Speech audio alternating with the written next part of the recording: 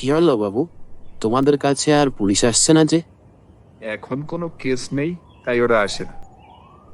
কেন, তোর তো পুলিশ দেখলে বুক কাঁপে। না না, এখন আর কাঁপে না। আমি বুঝে গেছি, ওরা স্যারকে খুব মানে। বেশ ভালো, যা এখন 2 কাপ কফি নিয়ে আয়। সব সময় একই কথা কেন বলেন? আমি কি জানি না কখন ককাপ দিতে হয়? ওসব আমার মুখস্থ রয়ে গেছে। যাক, সুমতি হচ্ছে।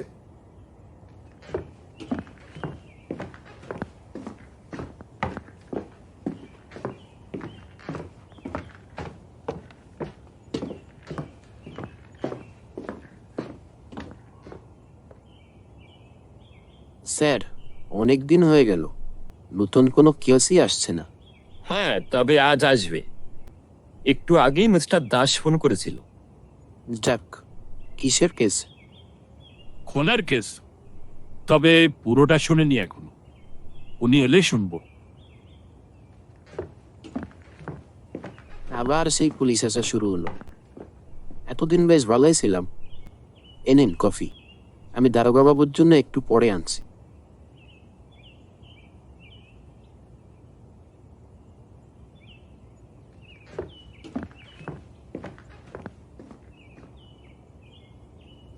আবার আসতে হলো স্যার, এ এক অদ্ভুত সমস্যা।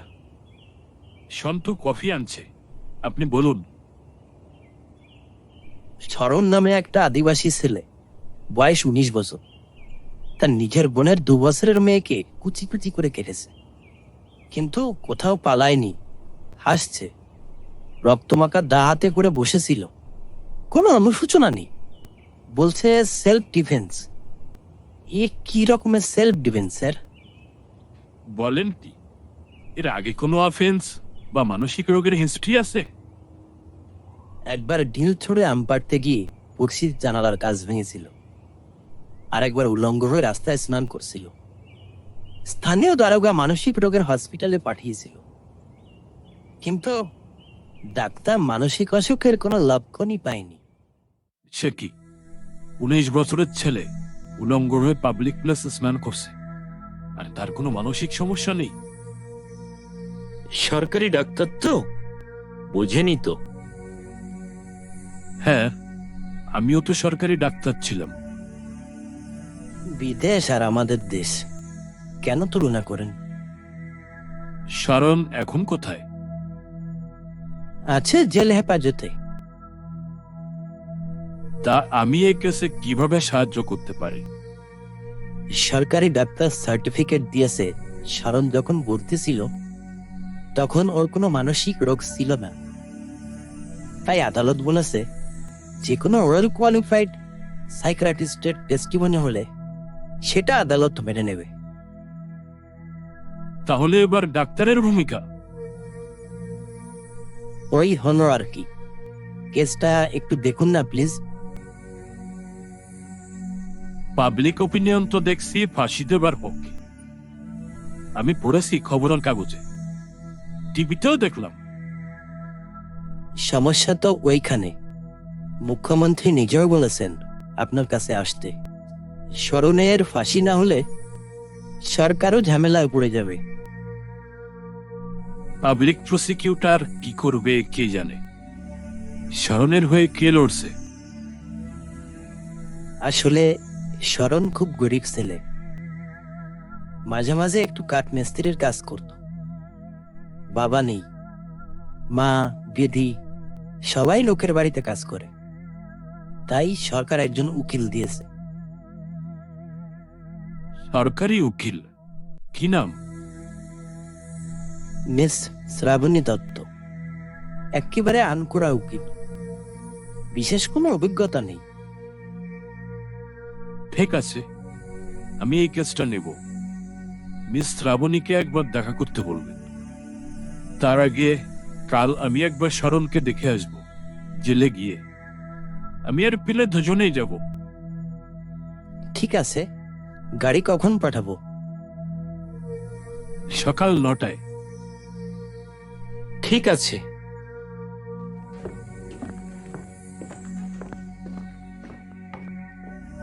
কি বুঝলেন স্যার? শরণ মানসিক রোগী, খুব সম্ভবত প্যারানয়েড সিজোফ্রেনিয়া। কি করে বুঝলেন? আমি তো তোকে সাইকিয়াট্রি পড়াতে পারবো না। কেস যখন কোর্টে উঠবে তখন শুনিস। ঠিক আছে, আমি আপনার সঙ্গে থাকি, কাজ করি, কিন্তু আপনি যেন কেমন কেমন করেন। আমি ওই রকম।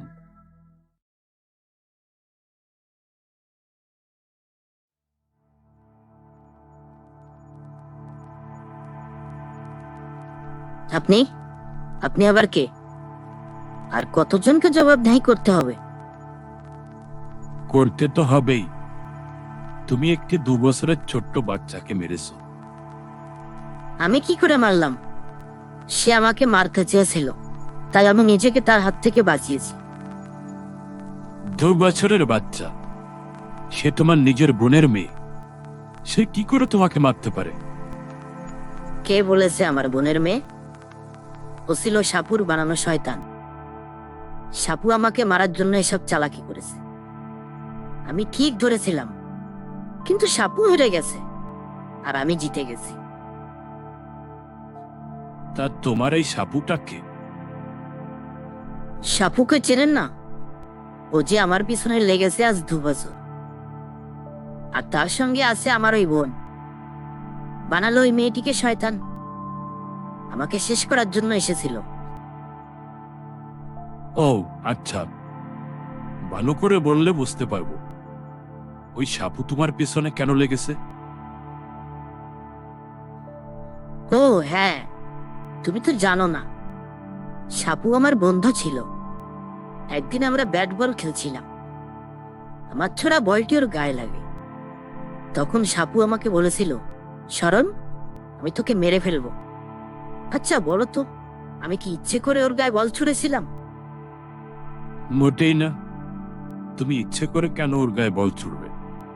সাপু তো তোমার বন্ধু। বন্ধু ছিল, এখন শত্রু। তাই সাপুরে সব ষড়যন্ত্র, বুঝতে পারছো? একদম। এমন করে বললে না বুঝে উপায় কি? আরে নোট লেখ, হা করে দেখছিস কি?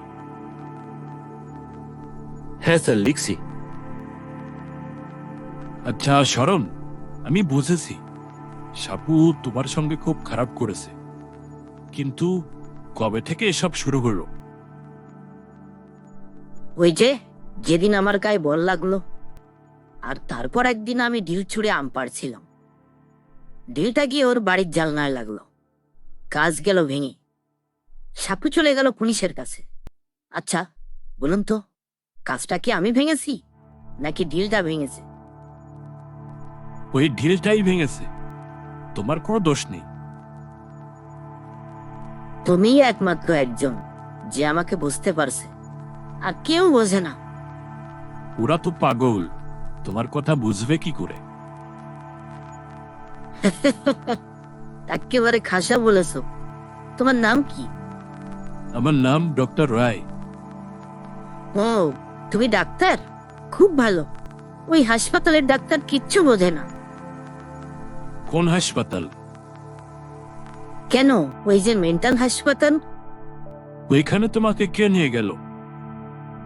আরে বাবা, একদিন রাস্তার কোলে চান করছিলাম। আমার তো প্যান্ট একটাই, তা ওটা খুলে রেখেছিলাম। আরে বাবা, কত বাচ্চারাই তো রাস্তার কোলে চান করে। সে বেলায় দোষ নেই, শুধু দোষ আমার বেলায়। আর তখনই সাপু গিয়ে দারোগাকে বলে দিল, নিয়ে গেল পাগলের হাসপাতালে। দারোগা কি বলে জানো? কি বলে?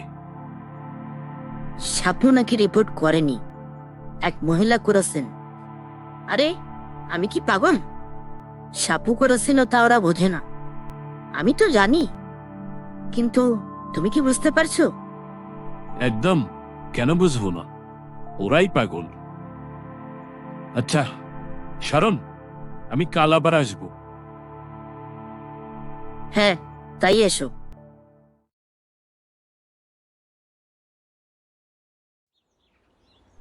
স্যার, এ তো পুরোপুরি পাগল। এর কি শাস্তি হবে? এখনো বলতে পারছি না, তবে আমি ওকে ফাঁসিতে ঝোলাতে দেব না। আর তাই নিয়ে মুখ্যমন্ত্রী এখন চিন্তায় পড়েছে। কেন এত চিন্তা কিসের? শরণের ফাঁসি না হলে সরকার আর চেয়ার উল্টে যাবে। চারিদিকে সবাই বলছে শরণের ফাঁসি চাই, রাস্তায় রাস্তায় মিছিল বেরোচ্ছে, সাংবাদিকরা হন্যে হয়ে সেই খবর করছে। একেই বলে মিডিয়া বিচারক। আমি এসব হতে দেব না। আপনাকে নিয়েই তার এখন চিন্তা হচ্ছে। উনি ক্রিমিনাল লয়ার ছিলেন, উনি জানেন শরণ একটা পাগল, আর আপনি তা আদালতে প্রমাণ করে ছাড়বেন, শরণের ফাঁসি রুখে দেবেন। মুখ্যমন্ত্রীকে বলুন আদালতে জাজের পারমিশন নিয়ে কোর্টের বাইরে একটা জায়ান্ট স্ক্রিন লাগিয়ে দিতে। যে কেস, তাতে আমার 3 দিন আদালতে যেতে হবে। সবাই দেখুক বুঝুক, আমি সবার সামনে প্রমাণ করে দেব।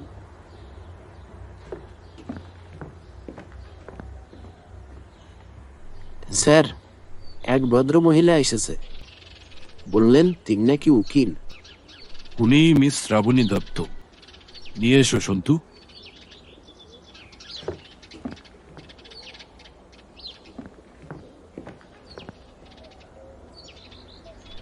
আমাকে বাঁচান স্যার, এই পাগলকে নিয়ে আর পারছি না। কি যে বলে কিছুই বুঝি না। আপনাকে কিচ্ছু বুঝতে হবে না। সে তো স্বীকার করেছে ও মেরেছে, কেটেছে। তাহলে কি করে বাঁচাবো ফাঁসির হাত থেকে? আপনি না পারলে আমি বাঁচাবো। আদালতে আমাকে কি প্রশ্ন করবেন তার একটা লিস্ট।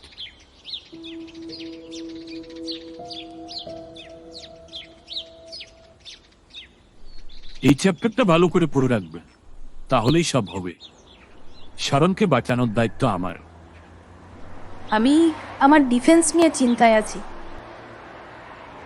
আপনার ডিফেন্স হলো আগে সার্টিফিকেট চ্যালেঞ্জ করা, লিস্ট অনুযায়ী আমাকে প্রশ্ন করা, আর সবশেষে জাজকে অনুরোধ করা শারণকে যেন সাইকিয়াট্রিস্টের তত্ত্বাবধানে রেখে দীর্ঘমেয়াদী চিকিৎসার ব্যবস্থা করা। বেশ, কিন্তু এই সেলফ ডিফেন্স, ইভিল স্পিরিট, লাল মাসি, নেগেটিভ ফোর্স, পজিটিভ ফোর্স, এসব কি জাজ বিশ্বাস করবেন? আমি 2 দিন ধরে শরণের মানসিক অবস্থা পরীক্ষা করছি। বিশ্বাস করানোর দায়িত্ব আমার। সাধারণ মানুষের ডিমান্ড, সাংবাদিকের নিজস্ব বিচার ব্যবস্থা তলিশাত করার দায়িত্বও আমার। যদি কিনা জাজ বাইরে জায়ান্ট স্ক্রিন লাগানোর পারমিশন দেয়, আর আপনি যদি প্রশ্নগুলো ঠিকঠাক করতে পারেন। মিস দত্ত, আপনি কোর্টে দরখাস্ত করুন, কমিশনার নিজে থাকবেন কাঠগড়ায়। তিনিও জাজকে অনুরোধ করবেন জায়ান্ট স্ক্রিন লাগানোর পারমিশন দেবার। মুখ্যমন্ত্রী নিজেও অনুরোধ করবেন। তাহলে আমাদের প্ল্যান অফ অ্যাকশন এটাই। স্যার যখন বলেছেন আপনারা নিশ্চিন্ত থাকতে পারেন। সেই ভরসাতেই তো আমি, কমিশনার, মুখ্যমন্ত্রী সবাই বসে আছি। যাই, সবাইকে আশ্বস্ত করি। যাবেন নাকি মিস দত্ত আমার গাড়িতে? হ্যাঁ চলুন, ট্যাক্সি তো ছেড়ে দিয়েছি।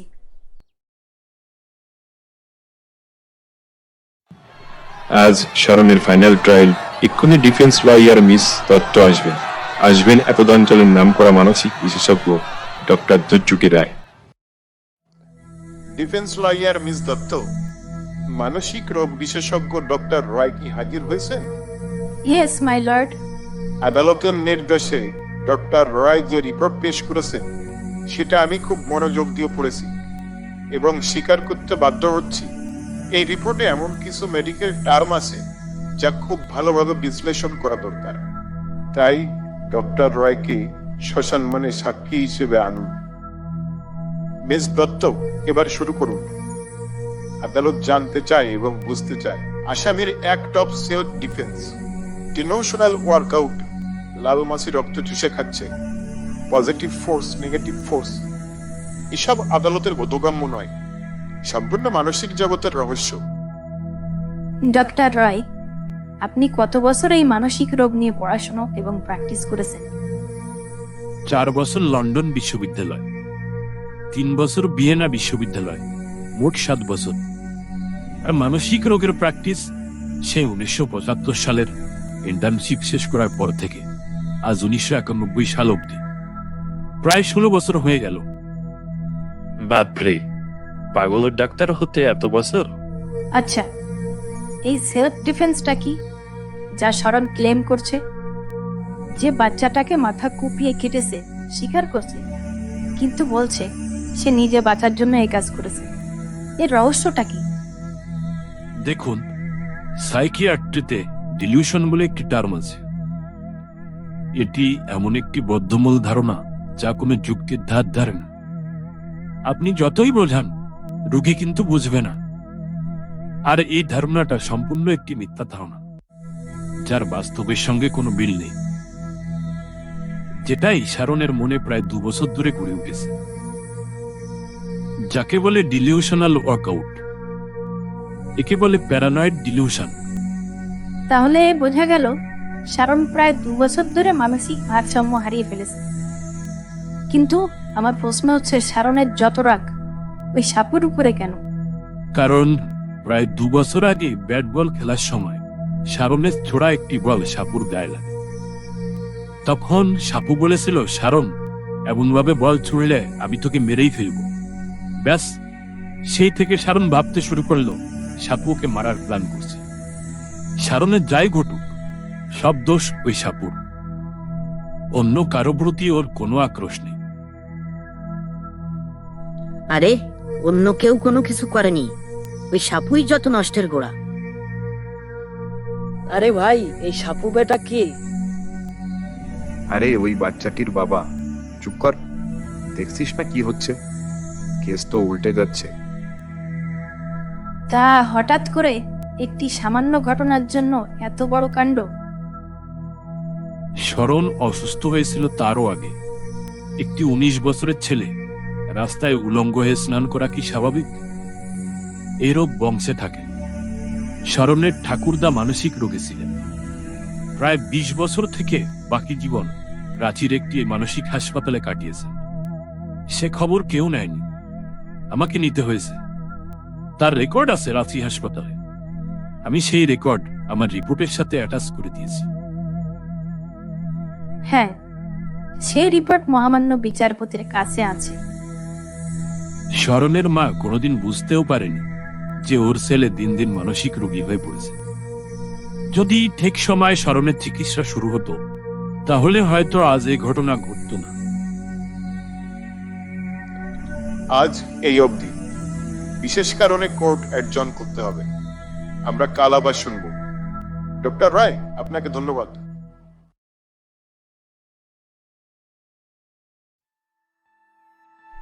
স্যার, দেখলেন কেমন সবার মুড পাল্টে যাচ্ছে? ডাক্তারবাবুকে হাজারো নমস্কার। বাপরে, আমার চিন্তা দূর হলো। এবার সাংবাদিকেরা পাল্টে যাবে। ইলেকশন জেতা এবার অনেকটা সহজ হয়ে গেল। ডক্টর রায়, আমরা গতকাল ডিলিউশন কি করে হয় তা বুঝেছি, তবে এই লাল মাসি, শরণের রক্ত চুষে খাওয়া, পজিটিভ ফোর্স, নেগেটিভ ফোর্স, এসব কি?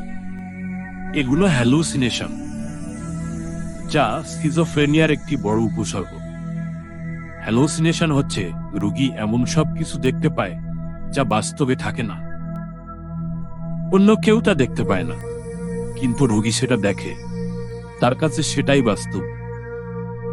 এই আসামের ক্ষেত্রে কি ঘটেছিল? নেগেটিভ ফোর্স, পজিটিভ ফোর্স শারনের ডিলিউশনের অঙ্গ। একদিন শারন রাস্তা দিয়ে হাঁটছিল, সাপুর বাড়ির দিকে উঁকি মারছিল। বাচ্চাটা তখন 1 বছর বয়স। সাপু রান্নাঘরে বাসন ধুয়ে সামান্য কিছু জল জানলা দিয়ে বাইরে ফেলেছিল। সেটা শারনের পায়ে লাগে। যেখানে লাগে সেখানে নাকি সাদা হয়ে যায়, কিন্তু ওর পায়ে কোনো সাদা জায়গা ছিল না। এই সাদা জায়গা হচ্ছে পজিটিভ ফোর্স। আচ্ছা, তাহলে নেগেটিভ ফোর্স কি এখানে? ওই যে মেয়েটি, যে শারনের বোনের মেয়ে, সেই হচ্ছে নেগেটিভ ফোর্স। সাপু ইচ্ছা করেই শারনের বোনের পেটে শয়তানের জন্ম দিয়েছে, যাতে করে সেই বাচ্চাকে নেগেটিভ ফোর্স হয়ে পজিটিভ ফোর্সের কাছে পৌঁছায়। শারন ওর মাকে আর ওর বোনকে বাচ্চাটি জন্মের পরেই অনেকবার বলেছে বাচ্চাটিকে ওর থেকে দূরে রাখতে। শরণের মনে একটা মৃত্যু ভয় ঢুকে গিয়েছিল।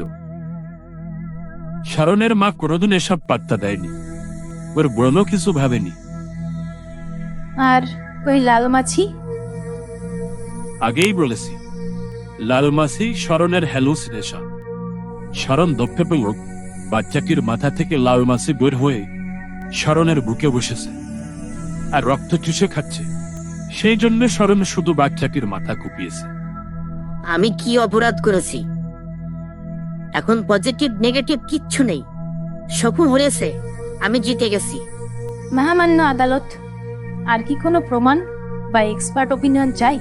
জুরি সর্বসম্মতিক্রমে এই রায় দিয়েছেন যে শরণ মানসিক ভারসাম্যহীন ছিলেন, প্যারানয়েড সিজোফ্রেনিয়া নামক এক কঠিন ব্যাধিতে আক্রান্ত।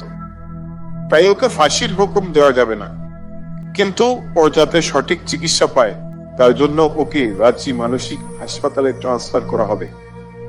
10 বছরের আগে কোনো প্যারোল পাবে না।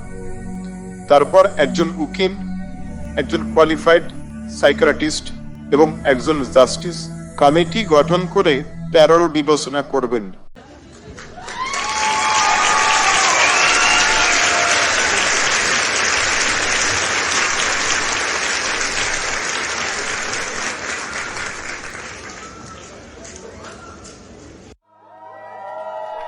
ডাক্তার রায় তার ধারাবাহিক যুক্তি দিয়ে এটা বুঝিয়ে দিয়েছেন যে শরণ একজন মানসিক ভারসাম্যহীন রোগী।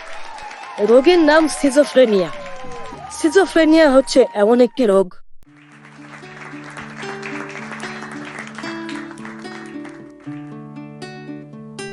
কমিশনার সাহেব, ডক্টর রায়কে এবার সরকারি সম্বর্ধনা দেওয়ার ব্যবস্থা করো। উনি কিছুই নেবেন না, কালই ওয়েস্ট ইন্ডিজ চলে যাবেন। বেশ কিছু লোক নিয়ে ডক্টর রায়ের বাড়ির সামনে ধর্ণা দেওয়ার ব্যবস্থা করছি, দাঁড়ান। চলে যাওয়া দেখাচ্ছি। পার্টি সেক্রেটারিকে বলছি এখনই। মিস দত্তকে ইউআর কোর্টের জাজ হিসাবে নিযুক্ত করছি।